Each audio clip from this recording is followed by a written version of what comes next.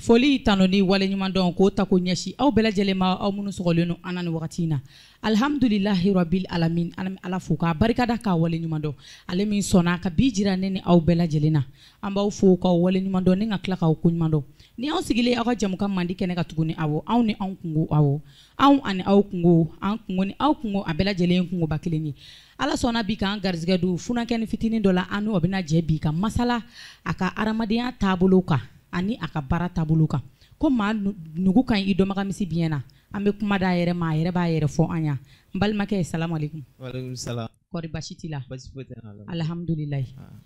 ayiwa e ye jɔn ye e tɔgɔ. Bagozi MK. Bagozi MK Bagozi t'i tɔgɔ ye. Musa Konare. Musa Konare. Ouais. Bagozi mais pourquoi e ye Bagozi da i kan. Bon Bagozi comme n tɔgɔ ye Musa mais mɔgɔ caman yɛrɛ tɛ n dɔn ni Musa ye quoi donc bakɔrɔba donc o nana ni Bagozi in de ye quoi. Bakɔrɔba. Donc i y'o de tigɛ ka kɛ. Voilà Bagozi. Bagozi. Ok. Ko Musa. Musa Konare. Musa Konare. I Konare ani Musa Konare de bɛna jɛ bi ka masala a ka art taabolo kan ni ala sɔnna a ma aw garizigɛ mana kɛ min ye an bɛna o d'aw ma. Musa MK. Ouais. Voilà. MK e donna musique la cogo jumɛn na? Bon ne donna musique la kanu de don ma n y'a kanu ka don a la. Kanu? Ouais. Mais dɔnkilidala tɛ aw ka so wa? Non dɔnkilidala tɛ anw ka so. E masa i b'a fɔ mɔkɛ fɛn olu si tɛ dɔnkili da? Non o si tɛ dɔnkili da. E kelen de kɛra dɔnkilidala ye? Ne kelen de kɛra dɔnkilidala ye. Ok c'est bien. Mais mun ye don dɔnkili la? Bon n y'a f'i ɲɛna diɲɛlatigɛ la fɛn bɛɛ ye kanu ye wa n'i ye fɛn min kanu i b'o ɲɛɲini i m'a fɔ ma. Donc kanu de ye don dɔnkilida la. Voilà i m'a ye. Ok. Mais e musique daminɛ ni sisan cɛ a bɛ san joli bɔ? Bon ni ka don studio la ko n bɛ dɔnkili da 2020. 2020. Ouais mais a sɔrɔ n b'a sera kan mais n tun m'a ɲɛ sɔrɔ quoi. Ok mais e ye studio daminɛ 2020. Son joli b'e bolo? Ne tɛ n ka son dɔrɔn dɛ ne ka son ka ca. N ye album kɛ n ye son caman. Album b'i bolo? Album bɛ n bolo. Album joli? Bon album kelen. Album kelen. Titiri joli b'a kɔnɔ? A titiri ka ca dɛ album kɔni titiri de ye Dagan. Donc son bɛɛ n'a a titiri don quoi album kɔni titiri de ye Dagan. Mais son joli de bɛ album in kɔnɔ? Son den 12. Ok c'est bien. Donc album kelen de b'i bolo. Mais mɔgɔ de b'e bolo min b'i financer i bɛ dɔnkili da ou bien? Ouais mɔgɔw bɛ n bolo minnu b'i seko kɛ. Mɔgɔ de b'i bolo. Mɔgɔw bɛ n bolo. Donc olu de bi genre a bɛna fɔ olu de bɛna son d'i ma k'i k'a da wa ou bien n'i ka inspiration nana ni min ye i yɛrɛ de b'u a f'u ɲɛna k'u k'i dɛmɛ pour que i bɛna don. Ouais mɔgɔ bɛ se ka n dɛmɛ ka taa studio la mais ka n dɛmɛ ka inspiration ɲini non mɔgɔ si t'o kɛ. Ok. Ayi sisan genre i b'a fɔ mɔgɔ de bɛna i ma wa karisa n bɛ fɛ i ka don studio la i ka dɔnkili da i ka titiri kɛ nin ye ne b'a wari financer. Non mɔgɔ t'o kɛ. Mais inspiration bɛ bɔ i yɛrɛ de la. Voilà. I bɛ wuli ka se mɔgɔ ma o b'i dɛmɛ. Ne tɛ wuli ka se mɔgɔ ma yɛrɛ mɔgɔ bɛ ne dɛmɛ de. Ka sɔrɔ i ma s'o ma. Voilà i m'a ye. Ok c'est bien o fana ka ɲi an m'olu fana fo sabula artistes ni dɛmɛ ka kan aw kan ka dɛmɛ mais e ka son ninnu na fasa b'a la. Fasa b'a la. Fasa ka ca la. Fasa damadɔ b'a la. Ok mais e bɛ genre jumɛn de kɛ i bɛ jeliya ninnu de kɛ ou bien arapu de don wa ou bien. Ouais ne bɛ musique genre bɛɛ kɛ. Zari kelen tɛ ne bolo ne bɛ zari bɛɛ de kɛ. Ouais a mana togo min na dɔrɔn ne b'a wuli ten. Ouais i m'a ye. Ah ouais donc n'a nana position min na e b'a wuli ten. Ouais. Mais ni biti dilen ma k'e ka yɛlɛ a kan i bɛ se wa? Ne bɛ se ka yɛlɛ a kan. A mana kɛ biti fɛn o fɛn. Awɔ. Ok a ye biti kelen labɛn ŋana kɔrɔbɔ ka di ne ye kojugu n bɛna ŋana kɔrɔbɔ. Ok an bɛ taa ɲɛfɛ mais i ko ko clip b'i bolo clip in na mɔgɔ de y'a financer wa? Ouais mɔgɔ y'a financer mɔgɔ in dɛmɛ. Mɔgɔ de y'a financer. Ouais. I b'a fɔ a fini ko ninnu n'a fɛnw ou bien. Voilà i m'a ye. Mɔgɔ ye n dɛmɛ. Mɔgɔ y'i dɛmɛ a bɛɛ la. Mais e ka album i ye clip min kɛ a wari i ma dɔrɔmɛ don a la? Non ne ma dɔrɔmɛ don a la. Mɔgɔ kelen de y'a bɛɛ kɛ ou bien. Bon mɔgɔ kelen tɛ ne ka ko kɛ mɔgɔ kelen tɛ ne ka ko kɛ i m'a fɔ ma. Si mɔgɔw sɔrɔla k'a fɔ n ye ni n bɛna ko kɛ dɔrɔn i m'a ye n k'a f'u ɲɛna quoi. N'u seko kɛra mais donc o mɔgɔ camanba de bɛ n bolo quoi i m'a fɔ ma. Mais e ye clip kelen min kɛ mɔgɔ fasa de don wa? Mɔgɔ fasa tɛ. Jarabi son de don. a titre jarabi nene. Ok. Mais mɔgɔ fasa minnu b'e bolo e ma clip k'olu si la mun na? Non, clip ma k'olu la fɔlɔ. Mun na? Bon a bɛ kɛ wagati ko ye quoi. Donc mɔgɔ fasa yɛrɛ dɔ bɛ n bolo ma bila fɔlɔ donc o clip kan ka kɛ. Mais e minnu fasa da e m'a ɲini u fɛ k'i bɛ fɛ ka clip kɛ a? Bon m'o ɲini u fɛ. Munna e m'a ɲini u fɛ? Bon n kɔni m'a ɲini u fɛ a bɛ se ka kɛ a bɛna kɛ mais a kɔni ma kɛ fɔlɔ. Ok. Tani bɛ so wa? Tani bɛ so wa? Tani? Non tani tɛ so. Tani tɛ yen? Ayi. Foyi tɛ yen? Non foyi tɛ yen. Tani bɛ kɛnɛma de? Kɛnɛma bon non tani kɔni tɛ yen fɔlɔ i ma. N'i y'i sigi caméra ɲɛfɛ k'a fɔ ko fɛn tɛ yen ni fɛn bɛ yen a bɛ gɛlɛya dɛ. Non fɛn tɛ yen foyi tɛ yen. Wa i m'a ye a bɛ ka siran k'i tɔgɔ fɔ o kɔrɔ ye k'i kelen tɛ dɛ i janto. Ok ni ko ten e ka misiki kɔnɔna na e ye degun sɔrɔ a? Bon n ye degun caman sɔrɔ. N ye degun sɔrɔ. Mais i ye degun jumɛn yɛrɛ de bɛ k'e y'a sɔrɔ ɲɛnamaya la k'i tɛ ɲinɛ a kɔ yanni saya cɛ? O dɔw ka ca dɔɔni dɛ i ma. Mais i da don dɔ la a mana kɛ cogo o cogo histoire dɔ bɛ yen min kɛra i la art kɔnɔ i tɛ ɲinɛ o kɔ diɲɛ kɔnɔ fiyewu. Bon kɔni bɛ se ka fɔ ni mɔgɔ dɔw jɛra olu ye n janfa olu sugu ninnu digira n na dɔɔni quoi. I y'i janfa cogo di? Ka bɔ n'i ka sɔn yan? Dɔ delila k'i ka sɔn suɲɛ? Dɔ delila ka ne ka sɔn suɲɛ. O kɛra? O kɛra. O fɔ an ɲɛna o kɛra cogo di? A nana cogo di? E n'a taara studio la de wa ou bien? Non o tɛ komi jɛɲɔgɔn quoi o ye artiste kɔrɔba dɔ yɛrɛ de ye mais an bɛ pan olu kunna wa réseau ko a ma nɔgɔn. Ayi kana tigi tɔgɔ fɔ sa i bɛ histoire ɲɛfɔ dɔrɔn kana tɔgɔ fɔ. A kɛra dɔgɔnin ka studio de la wa i m'a faamu donc a don a yɛrɛ tun bɛ studio kɔnɔ i m'a faamu donc ne tun bɛ ka son dɔ labɛn quoi a yɛrɛ tun bɛ k'a fɔ a dɔgɔnin ko cɛ ko ni petit ni bɛ se dɔnkilida la dɛ donc i m'a ye komi a yɛrɛ caman dɔn biti dilan ni fɛn ninnu na a yɛrɛ tun bɛ k'an dɛmɛ mais ne bɛ bali mun na i m'a faamu a kelen a tɛ tɛmɛ kalo kelen ɲɔgɔn i m'a ye donc n'i y'a ka son lamɛn komi olu dɔnnen don ka tɛmɛ anw kan quoi donc son yɛrɛ y'i tigɛ quoi i m'a faamu. O y'a sɔrɔ e m'i ta bɔ fɔlɔ? O y'a sɔrɔ ne ta bila la mais i m'a ye ale i m'a faamu. Donc a ye ta k'a yɛlɛma cogo dɔ la? Voilà i m'a ye. Mais e ma a wele k'a ɲininka foyi? Non inspiration bɛ yen i m'a ye a ka ca non ne tɛ olu kɛlɛw kɛ quoi i m'a ye donc n'i ka wagati sera i bɛ bɔ quoi. Siga t'o la. I m'a faamu. E ko k'a dɔnnen don? A dɔnnen yɛrɛ de don. Rappeur de don wa? Wa rappeur de don. Rappeur de don. A dɔgɔnin ka studio la. Voilà i m'a ye. Hakili bɛ taa maa nɔfɛ an ka taa ɲɛfɛ. Tɔnɔ e fana i dɔgɔninw ka son e t'i ta ɲini yɛrɛ fo k'i dɔgɔninw ka son ta ka yɛlɛ n'i dɔgɔninw ka son i t'i ta ɲini i tɛ inspiration kɛ i k'i ta ɲini a kana to ka kɔkangale k'aw dɔgɔninw na sa ninnu fana jigi ye aw de ninnu de kan ka aw ka son ta mais aw man ka k'u la ka wali son ta k'u ka iti kɛ i yɛrɛ tɛ maloya mais o kɛlen e y'a dɔgɔnin ka studio bila. Bon o yɛrɛ tun ye ne taga fɔlɔ ye studio in na bon o kɔfɛ ne ma son wɛrɛ bɔ yen tuguni. O kɛra fɔlɔ o kɛra laban ye. Ka kɛ komi ko in digira n na ko o de y'a to n ma taa studio la o tɛ yɛrɛ. Mais ko in m'e tɔɔrɔ? Non a ma ne tɔɔrɔ. Non. Ok mais ko jumɛn de kɛra i la art kɔnɔ min y'i tɔɔrɔ yɛrɛ yɛrɛ? Ne y'o de fɔ ko caman kɛra n na i yɛrɛ t'a dɔn k'i bɛna mun fɔ ka mun to yen quoi. Ayi i bɛ kelen fɔ dɔrɔn kelen fɔ min y'i tɔɔrɔ yɛrɛ kelen fɔ dɔrɔn ko caman bɛ kɛ o mais kelen bɛ yen nɔ o digila n'a bɛɛ ye. Ko caman kɛra n na est ce que an tɛ pan olu kunna i ma. Ayi dɔ fɔ sa hali n'i ma mɔgɔ tɔgɔ fɔ. Histoire dɔrɔn ɲɛfɔ an ɲɛna i b'a fɔ i ye nin ɲɛfɔ cogo min na. Ouais mais ne kɔni hakili la an ka da olu dɔw kan ka taa wa i ma. I delila ka fitinin kɛ yan? Wa n ye fitinin kɛ. I ni jɔn?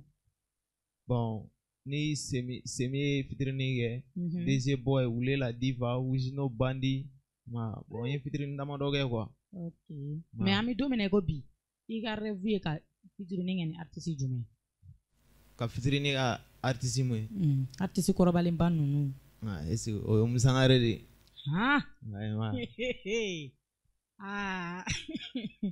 Mama la Diva. Ok donc i ka rêve ye ale de ye? Ale dɔrɔn Bon ale dɔrɔn tɛ dɛ mais ni n'ale sera ka fitinin kɛ wa i ma ye donc n bɛ n ka talent yira ale la dɔɔni quoi.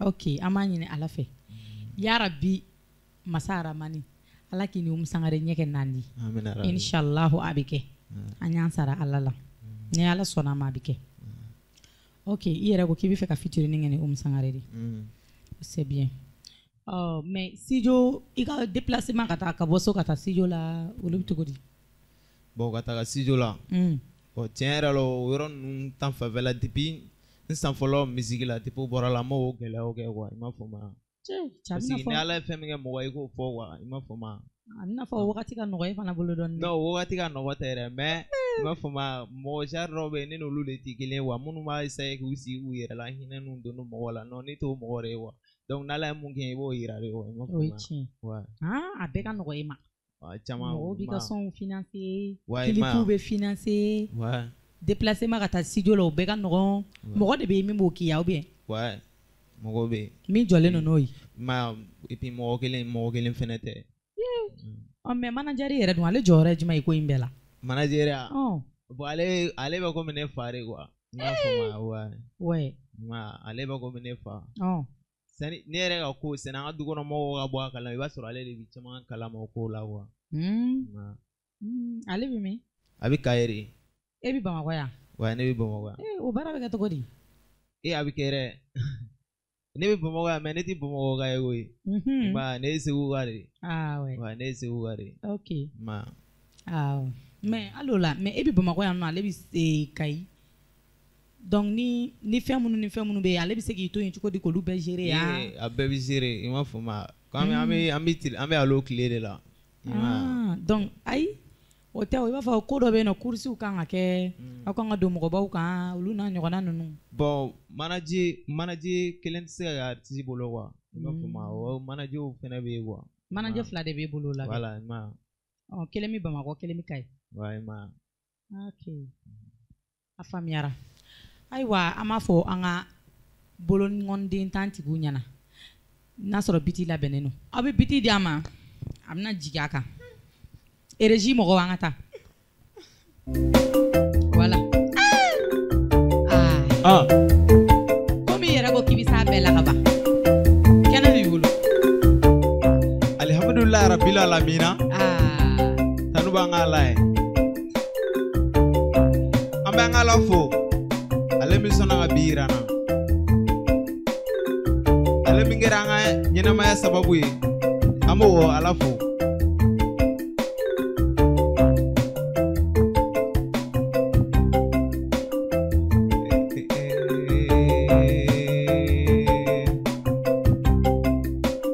tiɲɛ tɛ so ye jɔn bɛ n'i dakan don ala bolo adamaden bɛ n'i dakan don ala bolo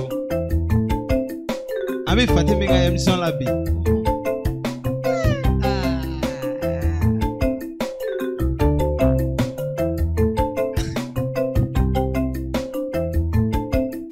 ɲɛnamaya sababu ye sababu do bi Adama Jalo fo ale de kɛra sababu ye ne sera bi ka Fati n'a baarakɛ ɲɔgɔn fo ko wale ɲuman dɔn adamadenya la adamaden man ka ɲinɛ i jujɔn kɔ bamananw ko ten ko ne ɲinɛna i jujɔn kɔ i labanko b'i kamana gan ala kana an kɛ fitiri wale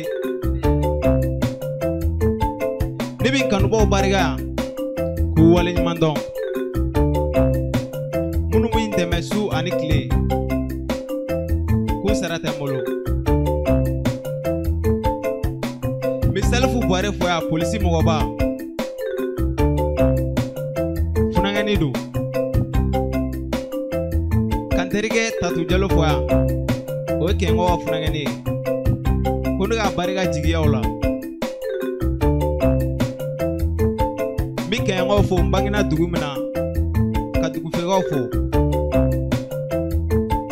k'u ɲɛ b'u denkɛ de la u ka artiste kelen u ka sari kelen Bago CMK ne tɛ kuma maa wɛrɛ ka kuma dɛ ayi o t'i kɔrɔbɔ ne bangena dugu min na sari kelen de bɛ o de sigilen filɛ an ɲɛ yɔrɔ ta Bago CMK ne cɛ min tɔgɔ fɔra a ɲɔgɔnna ja bɛ tigɛ a bɛ fɔ ne de ma ko Sakunusa.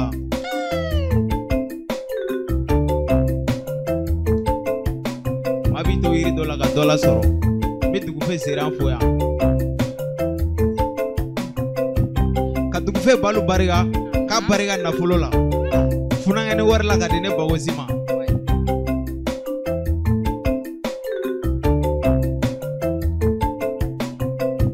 Fatumi bi émission ye b'a dɔn nin n'i ka émission tɔw tɛna kɛ kelen ye. Arabɛri ni sumu an ka taa.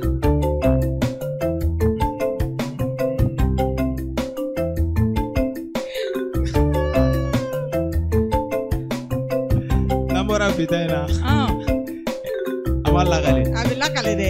E bi ta in banna a bɛ lakale. A bɛ lakale. A bɛ kɛ lakale fɛn. A bɛ lakale. A mana kɛ ngana kɔrɔbɔ min ye ni ngana in t'a cɛ dɛ. Ko n bɛ Abilaye Jabate fo yan ka Umu Sangare barika yan ko Umu Sangare k'a pɛrɛ ko n'a ka fitiri bɛ sira la.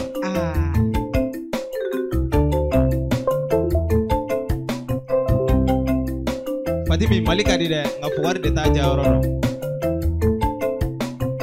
Mali ka di nka baarakɛbali t'a ja yɔrɔ dɔn. Awɔ.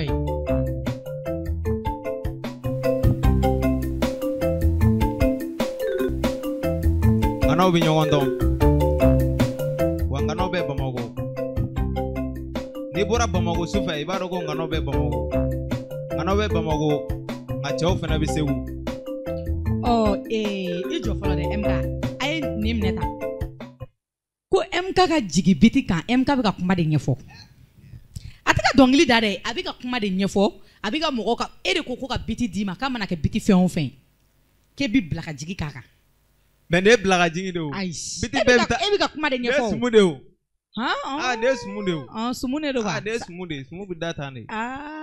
Donc e kun ye sumu de sigi yan. Ne ye sumu de ye. Awɔ. Ne ye sumu di ne ma. A jara an b'i fo nin yɔrɔnin in jara tiɲɛna i bɛ se ka yɛlɛ biti bɛɛ kan i bɛ se yɛrɛ de. Ok an bɛ taa ɲɛfɛ MK e ko mɔgɔw b'e bolo minnu b'e ka sɔnw finance minnu bɛ e ka fɛnw kɛ mais e ye fasa hakɛ min da e yɛrɛ ko k'e t'a da dɔn mais munna fasa kelen ma sɔrɔ e ka fasaw la ka kilipu k'a la o ye ne dabali wa dɛ. Bon o bɛ dépend sɔntigi yɛrɛ de la. I ye mɔgɔ min fasa da. Voilà na ne ka bile sɔrɔ wa kɛnɛ kan o. Mais sisan o sani o tigi k'a f'e ma k'e ka kilipu kɛ e tɛ se k'a fɔ an ɲɛna karisa ne ye fasa min da e la a ka di ne an ka kilipu k'a la. Bon ne tɛ se ka o fɛn ale ka quoi ale yɛrɛ de b'o fɔ n ko n ye mun fasara sisan n k'a sɔn ma bila ale yɛrɛ de y'o demandé quoi a tagara Chine n'a nana i m'a fɔ ma an bɛna kilipu kɛ quoi. Sinon ne t'i fasa da k'a fɔ ko m'a fɛngɛ i ka jagosa ko f'an ka kilipu kɛ i ma. Donc a yɛrɛ de y'a f'e ɲɛna ko kilipu bɛna kɛ quoi. Voilà i ma. Mais n'a nana de kilipu bɛna kɛ yan. Kilipu bɛna kɛ.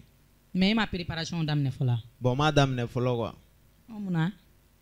Bon dɔn dɔrɔn ko de don i ma mɔgɔ min tagalen don Chine i ma avion panneau ni sanfɛ kow bɛ ko min na ye mɔgɔ b'o ko togo dɔn. Tiɲɛ na mɔgɔ min bɛ sanfɛ. N'a kɔni nana ngana don wayi. I m'a faamuya. Ngana don. N'a nana ngana don belebele don. Wayi. O ye jɔn ye. Lasinɛ Danbɛlɛ. Lasinɛ Danbɛlɛ transitaire de don. Ok. Ale ye ngana de ya. Wayi ngana don a bɛ bɔ Sɔmɔ. N'i ko 10 millions Sɔmɔ bɛɛ b'a dɔn i m'a faamuya. A tɔgɔ de y'o ye quoi. Voilà i ma Lasinɛ Danbɛlɛ.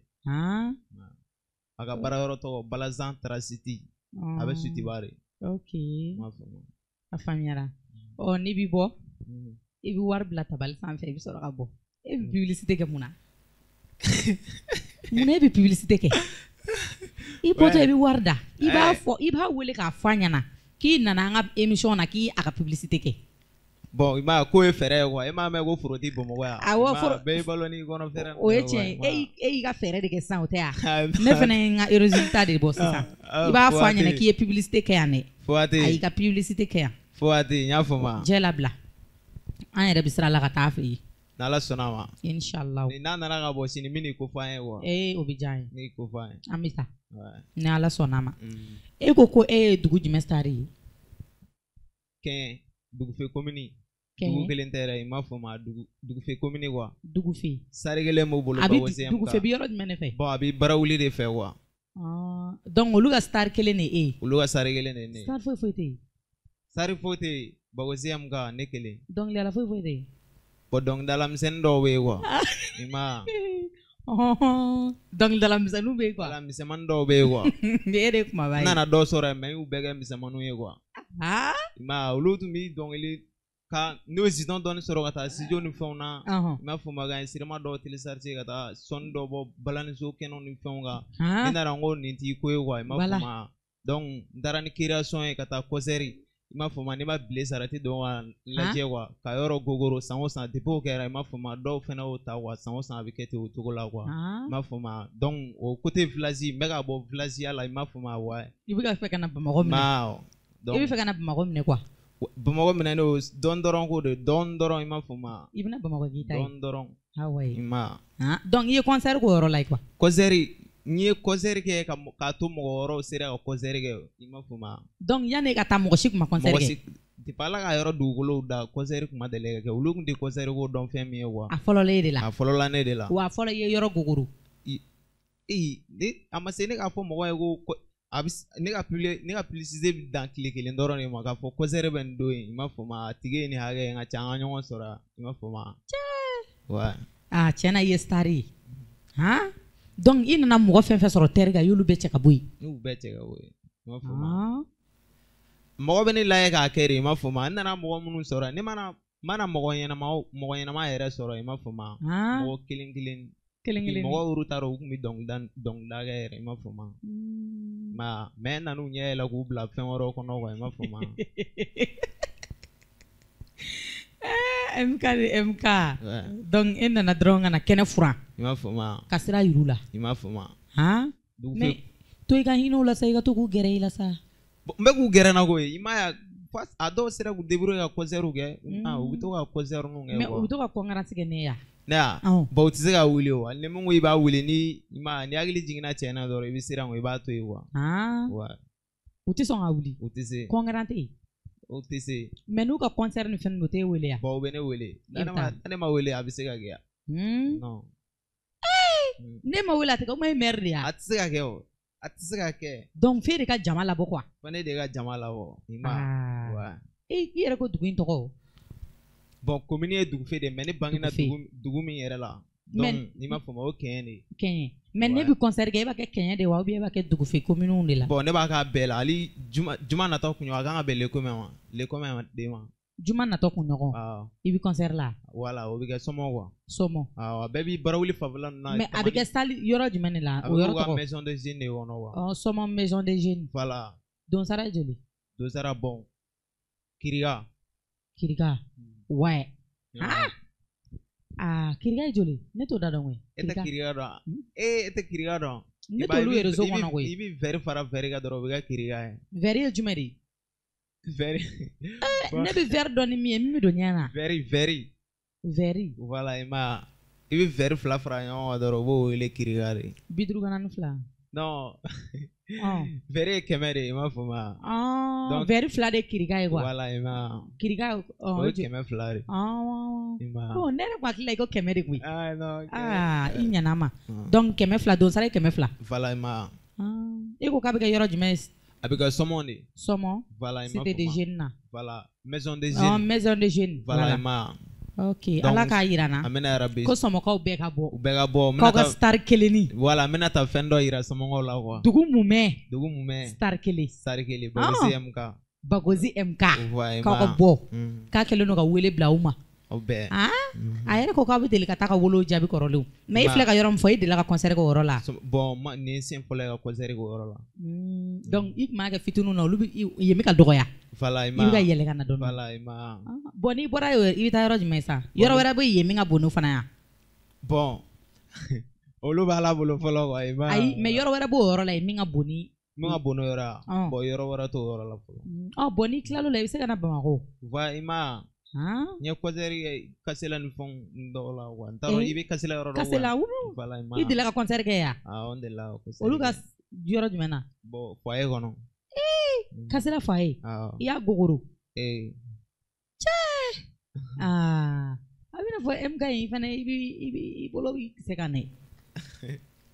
Bon n'ala ye mun kɛ mɔgɔ i k'o de fɔ quoi o de ka ɲi quoi. Mais est-ce que mɔgɔ dɔ t'e bolo e t'i nasi ni fɛn ninnu e t'olu mun wa? Non nasi. E t'i ne yɛrɛ ye n yɛrɛ ka nasi de. E t'olu mun? Ne ye n yɛrɛ ka nasi de i ma. Voilà i ma ne ye n yɛrɛ ka nasi ye. Sɛbɛ fɔ sa. Ne ye n yɛrɛ ka nasi de i ma. Awɔ. E t'i woro ni fɛn ninnu e t'olu ɲimi ɲimi? Non ne tɛ woro ɲimi. Woro bɛ kɔnɔdimi bila mɔgɔ la.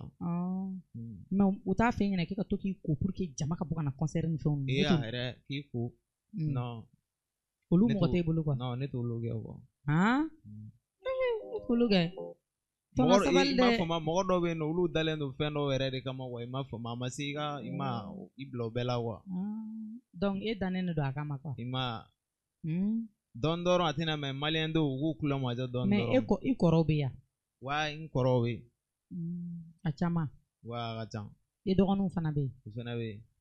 Ouais. U ka ca. Den t'i bolo fɔlɔ? Non den t'i bolo. E bɛ ka mun kɔnɔ?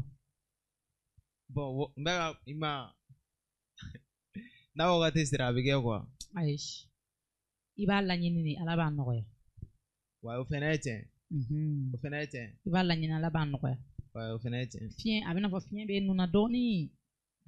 Fiɲɛ tɛ ne nun na. Fiɲɛ tɛ nun na? Non fiɲɛ tɛ ne nun na. E bɛ ka kuma cogo min na nin tɔnɔ. Surtout e ye dugu dɔ star ye. Ne taara o dugu la. O dugu bogotigi n'o sugu bɛ jɔ. O ti jɔ a? Ka jɔ.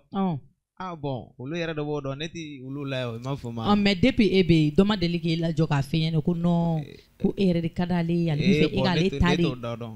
Ne t'o da dɔn. O kɛra? Ne t'o da dɔn o ti o ye Bamakɔ yan fɛnɛ o kelen don i ma.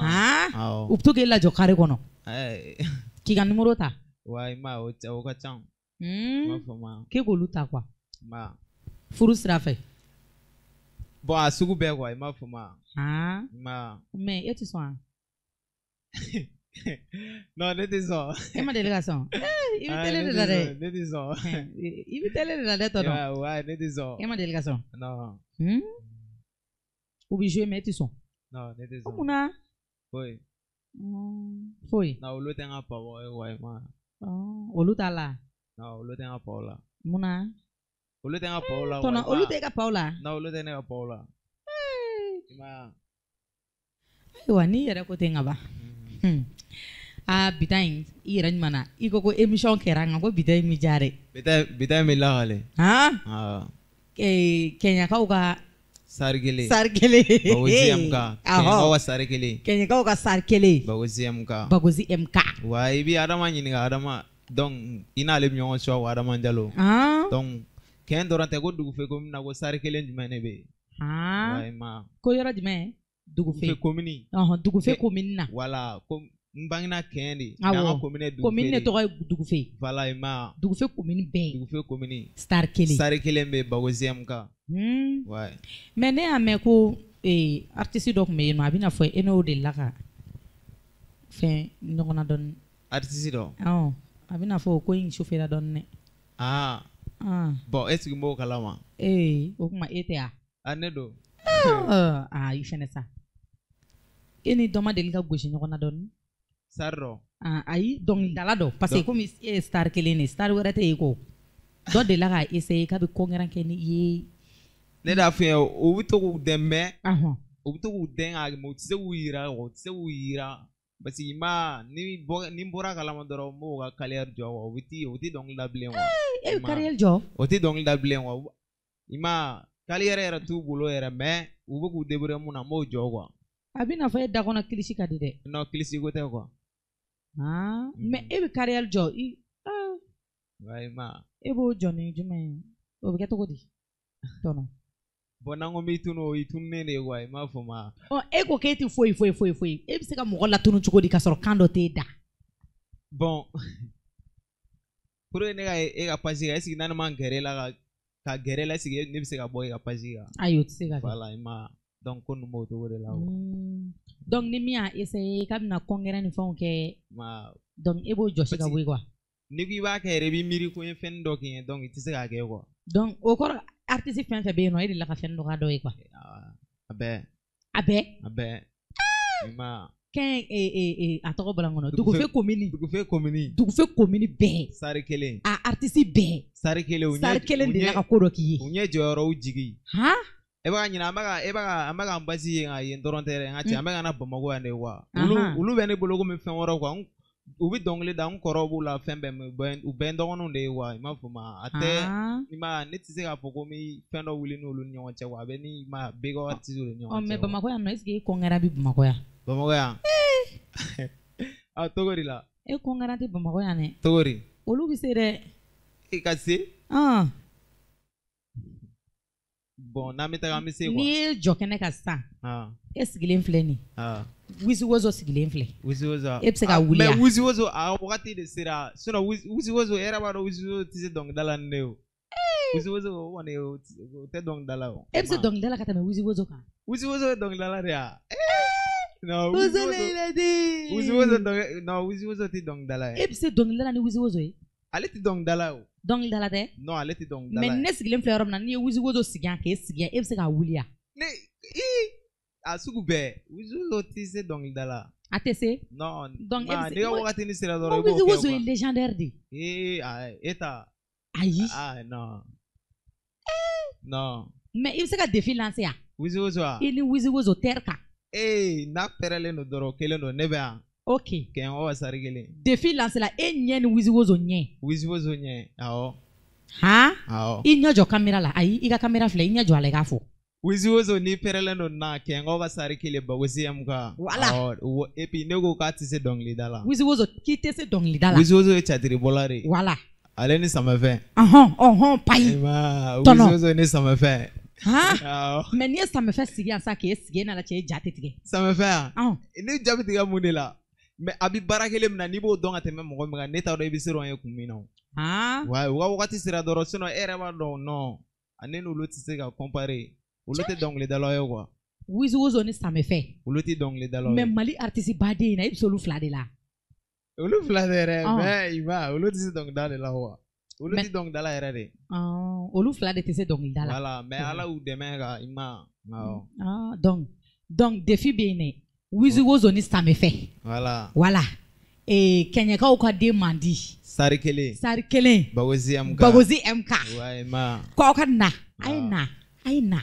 u ka na. aw ka na an ka wuli ɲɔgɔn fɛ. an ka wuli. an bɛ réseau cɛ ci o senfɛ. a banna a ye na dɛ. n'u ma na o kɔrɔ k'i bɛ se n'u ye. voilà. o kɔrɔ k'i bɛ se n'u ye wa ne bɛ se n'u ye de ne bɛ se n'olu ye dɔnkilida kɔni ne bɛ se n'olu ye de i m'a fɔ ma. e bɛ se yɛrɛ de. ne bɛ se n'olu ye. i m'a fɔ ma. ouais. ne kɔni ko ni minnu bɛ se ka ɲɔgɔn sɛgɛn o James Bin Peresi Jalo ninnu ni Malage bon n'olu bɛ se ka ɲɔgɔn sɛgɛn biti sanfɛ dɔɔnin quoi. olu b'i sanfɛ quoi. bon an bɛ ɲɔgɔn sɛgɛn biti sanfɛ dɔɔnin de quoi i m'a fɔ ma tɔgɔ b'u la ka tɛmɛ kan yɛrɛ mais i m'a ye n'an ɲɔgɔn sɔrɔ biti kan wa i m'a ye. mais Yakubi ninnu dun. Yakubi Oji yan. wa o kelen a bɛɛ y'o kelen de i m'a fɔ ma. donc olu bɛ se n'i ye quoi. kasi u tɛ se ne ye dɛ tɔgɔ b'u la ne ye i m'a fɔ ma. ne bɛ ka na de dɔn dɔrɔn maliyɛn de k'u kulo ma jɔ dɔn dɔrɔn. ça fait ne nana dɔrɔn e bɛna olu bɛɛ jɔsi ka bɔ yen. dɔn dɔrɔn maliyɛn de k'u kulo ma jɔ dɔrɔn. ouais. ok. MK i yɛrɛ ka kuma ko bita in ka di. ouais ma. cicogo tɛ yen. non cicogo tɛ yen dɛ. mais i bolo da yɔrɔ ka ɲi dɛ. non bolo da yɔrɔ ko tɛ wa parce que ne ye mɔgɔ dɔw de ye wa parce que artiste dɔw bɛ yen nɔ ka sɔrɔ u ma bɔ. donc comme n y'o f'i ɲɛna ka kɔrɔ wa ka sɔrɔ olu ma bɔ donc olu de b'a essayer k'u hinɛ don artiste wɛrɛ la ou bien fɛn wɛrɛ la an ka cɛ olu de tɛ ne ka vie ye quoi a bɛ ne kunna n'i bɛ se dɔrɔn don dɔ la i b'i ye quoi. mais yɔrɔ bɛ TikTok suit kosɛbɛ. TikTok awɔ. voilà influenceuse jumɛn bɛ TikTok sanfɛ min yɛrɛ n'i y'a ye dɔrɔn n'i y'a ye i n'a fɔ. n'i y'a ye dɔrɔn i bɛ nisɔndiya influenceuse la. i bɛ nisɔndiya n'i y'a ye quoi. ni e y'a ye. ni min ka di ye quoi tiktokeuse ninnu. bon mun ka di n ye. awɔ. tiɲɛ yɛrɛ n ka choix t'olu la i m'a fɔ. i n'a fɔ Neisa ninnu. bon ne bɛ yɛlɛ o fɛn ninnu de la TikTok sanfɛ wa. Mamsi Amidol n'a kɔrɔmuso olu n'a ɲɔgɔnna olu su tɛ ka choix ye. Non ne bɛ yɛlɛ o fɛn ninnu dɔrɔn de la TikTok sanfɛ wa. Npogotigini ɲɛnama foyi tɛ TikTok kan. Bon u bɛ yɛrɛ mais i ma olu tɛ ne ka fɛnw de ye wa. E ka choix t'olu ye quoi. Voilà i ma. Mais o ye réseau ko de ye réseau kan muso de man di ye wa ou bien olu yɛrɛ de t'i ka choix yɛrɛ ye. Bon musokoba yɛrɛ de tɛ ne ka choix ye wa i m'a fɔ ma. Tɔnɔ. Wa i ma. Olu tɛ ka choix ye. Non baara i ma baara. Hɛrɛ bɛ yen kɔni. Baara dɔrɔn de bɛ ne dɛ. Hɛrɛ bɛ yen dɛ. Hɛrɛ bɛ yen i fɛ ka mun fɔ an ka cɛ. A banna. Hɛrɛ yɛrɛ de bɛ yen. Mais a tɛ yɛrɛ kunna. Donc musique e jarabilen don musique dɔrɔn de la. Bon musique wa n jarabilen don musique la mais n bɛ baara fana kɛ o. I bɛ baara wɛrɛ kɛ min tɛ musique ya. Wa i ma. I bɛ mun kɛ. Bon n bɛ moto pièce ninnu feere n bɛ moto 50 ninnu ma n b'olu feere fana wa. Bamakɔ yan. Awɔ. O de kosɔn ne ko n k'i bolo da yɔrɔ ka ɲi o. Non bolo da yɔrɔ bon a tɛ komi i ma komi n t'a dɔn n b'a f'i ɲɛna cogo min na wa i b'a filɛ cogo min k'a kɛ komi ne ye waritigi de non n t'o ye dɛ mais n t'i kunkolo siɲɛ mɔgɔ wɛrɛ wa i m'a fɔ ma. Voilà. O fana o ka ɲi. Voilà. Musique kɔfɛ ka baara wɛrɛ kɛ. Voilà. C'est bien. Parce que o fili ba de bɛ artiste caman na wa. Ma i yɛrɛ ni artiste grand dɔ bɛ ɲɔgɔn sɔrɔ studio la i b'a ye tɔgɔ b'u la ka tɛmɛ ka fɛn bɛɛ nka cɛ i b'a ye u bɛ tellement de la donc i yɛrɛ b'a ye i bɛ laisse la dɔɔni ka tɛmɛ u kan quoi. Mais an bɛ don min na i ko bi e mago bɛ dɛmɛ sugu jumɛn de la. Dɛmɛ sugu min ne mago bɛ i n'a fɔ dɛmɛ mun na wa. Mɔgɔ min bɛ se ka bɔ ne ye quoi. N m'a fɔ ma. Ka bɔ ni ye cogo di? Mɔgɔ bɛ se ka bɔ ne ye i n'a fɔ ka taa prestation kɛ yɔrɔba ninnu na ani fɛn o sugu ninnu quoi. Ka to k'i wele prestation ni fɛnw na quoi. Donc an k'an ka talents yira wa. Olu de ka di ye. Voilà olu de ka di. Mais e ka rêve ye ka artiste jumɛn de y'i ɲɛkisɛ fila la. Artiste mun ye ɲɛ la. O ye Salifou Keita ni Musa Ŋare de. Cɛ e ta ɲinu yɔrɔ ka ca dɛ. E bɛ fɛ k'olu de ye. Voilà mais munna Ibawa ninnu ni Gaspi ni Sidiki Jabate ninnu Ibawa ni Sidiki Jabate ninnu wa i m'a fɔ ma olu fana wa olu ye garant ye i m'a fɔ ma awɔ a bɛɛ y'o kelen ye. Ok a faamuyara. Ayiwa an ka jɛmukan a bɛ ɲini ka na se kulu bɛ ɲini ka na se Sian ma mais téléphone numéro b'i bolo ni mɔgɔw mago b'i la. Ouais. Au fond. 75, 77, 68, 51. 75, donc 77, 68, 68, 51. 51. Ni o kɔngɔ ni kɛngɔ sari kelen mi ɲɔgɔn sɔrɔ Bagozi ka. Bagozi. Donc régie mɔgɔw n'aw ayiwa ye Bagozi ka. Qualité, ton beat est là. Bola kan folongoto. Jarabi nene kan koyo koyo. Samiye nene ne o maîtriser masega jarabi nene maîtriser fo nene nene ne o maîtriser masega jarabi nene maîtriser. I kanu do bene la bebe ay du sugun agarase. DJ do benna akele do nene do ina. I kanu do benna akele do bana do ina. Nesirigi nyininga kalete jarabi nene de furodon. Kaleta furodon sangare umuko kaleta furodon. Bekan to bola kan folongoto jarabi nene kan koyo koyo. Femingari oti toro mogo nigango ti toro lade. Ninde ningari nga bebe toro kodi mani.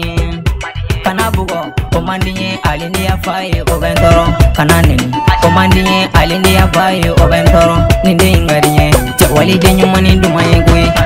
Samiye nene ne o maîtriser masega jarabi nene maîtriser fo nene nene ne o maîtriser masega jarabi nene maîtriser.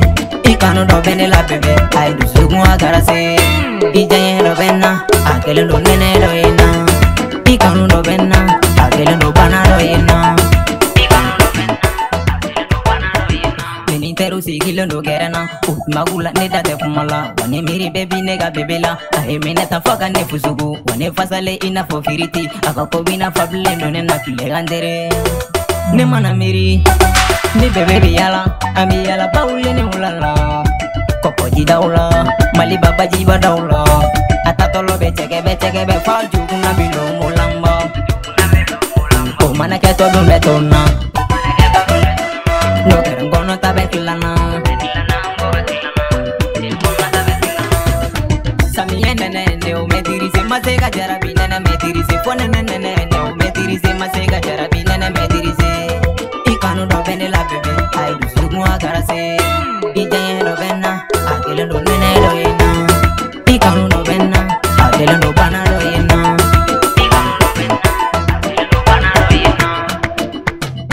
Fongani furu adamanjolo yo fongani mari Fongani furu Fezera je fongani mari Fongani furu Amedu sao yo fongani mari Fongani furu Deriga tata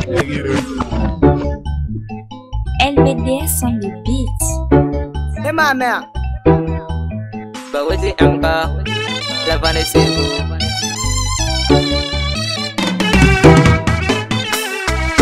Livi femge ageni sewe Anyana mogo bidofo Amanya mogo bidofo Dong sagili tanu kwa venyarabo Nyarabo nuko venyarabo Yeye nuko venyarabo Nanyana keba bichaya eche Ladege bichaya Namanye kuma ba bichaya eche Jila kwasi bichaya Bisigi kumogo kakuma Iman mordin chek lewe boylai Niti fega taganya Iman laga saya Ombi fega Abasi kui miko doke Funega taganya Sino kuma di bana Bimago kakuma di bana Uka fuena kuma di bana Uka lagosi kuma di bana Uka juguya kuma di bana Elfe bitini funenya Fotena mago kanga jama tansi Kizara mageregi sinape Nyamuru tenta mere tense Bamago iye bamago Bamago kabago bamago Se mago ma oye kara e kana se mago made ube dofo Sigida kono denyi mani timendo Ama fenge ube ga dofo Nere nye mago ga kumate dende Ere kulo mama funye Niye mun kumae Niye mun jugu ya kumae tan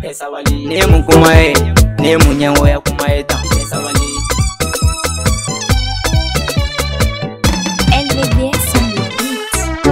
Nibi femge ageni sewe Anyana mogo bidofo Amanya mogo bidofo Dong sagili tanu kwa venyarabo Nyarabo nuko venyarabo Yeye nuko venyarabo Nanyana keba bichaya eche Ladege bichaya Namanye kuma ba bichaya eche Jila kwasi bichaya Ni togo bila biyo kara Imana togo doni soro karado Isera muma oba juguya Ima se munuma ulubi korofo Ubi korofo kufuni korobo Ima ye andune korobo Nyenkulo chika unge taningoy Aine magoti kumana biche partu mi fega kowage Togori pago be decoraze Ay otene decoraze Ukafari nya kumaden decoraze Ay otene decoraze Ukala kosi kumaden decoraze Isigi kone be kulungela Chedoni ibe ne turunela Le kono tanki be ne turunoy Chedoni ibe kono temenoy Lokeri ka kumana chance Iga fari nya kumana chance Usigi te kafago njamale Usigi te kafago ngapale Ndi yala bego ne de tugu bego Odila ugone kapale Nde tugu bego ne de yala bego Odila ugone jamale